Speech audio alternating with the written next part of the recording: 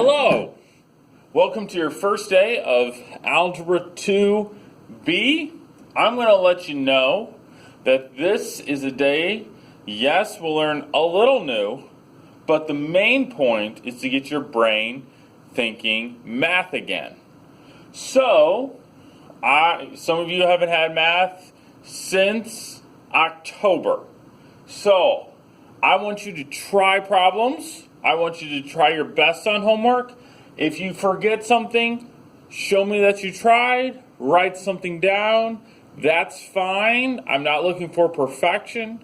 Feel free to ask me questions during office hours, but the main thing is not to be perfect, but to try something.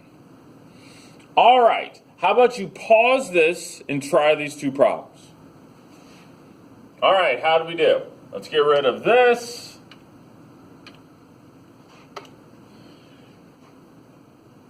To the third power, numbers act differently than exponents. This is going to be negative 3 to the third. Negative 3 times negative 3 is positive 9. Positive 9 times negative 3 is negative 27. And now, when we have an exponent next to an exponent, we multiply. So you will see some exponent review. That's a beautiful problem. Moving on. Again, the numbers act differently. This is what you did in like 6th, 7th grade. You simplify, you divide both of these by 2, and you get 2 over 3. You subtract the exponents. We're going to deal with the negative exponent in a bit, but we subtract the exponents. 5 minus 3 is 2. The bigger number's on top, so this is going to be y squared. Negative exponents means you flip it. The negative exponent is going to go to the bottom. So it's going to be an x to the third in the bottom. And now we add 3 plus 2 is 5. So x to the fifth on the bottom. All right, nice review. Again, do your best on homework. I don't expect perfection. But we have more. Oh, there will be several review problems. Yes, this is here to remind you, there are review problems. Do your best. Yes, you can ask questions during office hours. That's fine. But I just want you to try. Wake up your brain. Here we go. Moving on to new stuff. Absolute value. You saw this in junior high. You probably forgot about it. I'm going to give you a brief little review of what you learned about absolute value, and then we'll go a bit further today.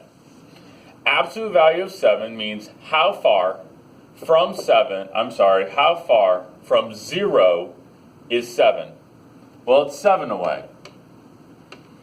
How far from 0 is negative 7? Well, that's also 7. It kind of makes everything positive. In this problem, they do act like parentheses. You have to take 9 minus 3 first. So that is 9 minus 3 is 6. So that's going to be the absolute value of 6, which equals 6. So hopefully that's a quick reminder of what you learned in junior high. Now we're going to solve some problems with absolute value. Oops. Here we go. The absolute value of x equals 5. What could the right answer be? The biggest introduction I could give you is that when I have an absolute value, you're going to have 2 answers.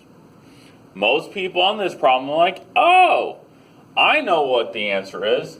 X equals 5. And you're right. X does equal 5. The absolute value of 5 is 5. But there's one more answer. X also equals negative 5. The absolute value of negative 5 is also positive 5. When I have an absolute value, I have 2 answers. So, how do we solve problems? This one's too easy. How do we solve problems like this? That's a good question. Most people get the first answer right, but they don't get the second. The first answer is pretty easy. You go 4x plus 5 equals 21. And you guys can solve this. Subtract 5 from both sides, and 4x equals 16. Divide by 4, so x equals 4. Easy peasy. Most people get that right on the test. But they don't get the second one. There are two answers. Two. So the other equation is 4x plus 5 equals negative 21.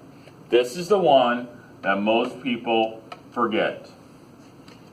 The absolute value equals 21, and the absolute value also equals negative 21.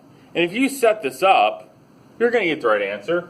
Subtract 5, 4x equals negative 26. Divide by 4, x turns out to be 6.5, and it is negative. Please notice that my answer is not positive 4 and negative 4. It's 4 and negative 6.5. Now the good thing is, yes, these are longer notes, but that's all you have to do today. Tomorrow is when you actually do the problems. All right, moving on to the next one. I recommend that you pause this, try it, and then I'll go over it. All right, here we go. First thing, you should have two answers. The first one, again, most people get. 2x plus 1 equals 4. Subtract 1. 2x equals 3. Divide by 2. X equals 1.5. Again, that's not terribly difficult. But don't forget, if I have absolute value, I have two answers. So 2x plus 1 equals negative 4. Subtract 1 is negative 5. Divide by 2, x equals negative 2.5. And that's the main lesson we have today. Again, there are review problems, and you don't have to do them today. You can do them tomorrow. Watch the videos, today's homework, and tomorrow's homework is this. I do have a joke for you, though. I do have a joke for you. Knock, knock. Who's there? A broken pencil. A broken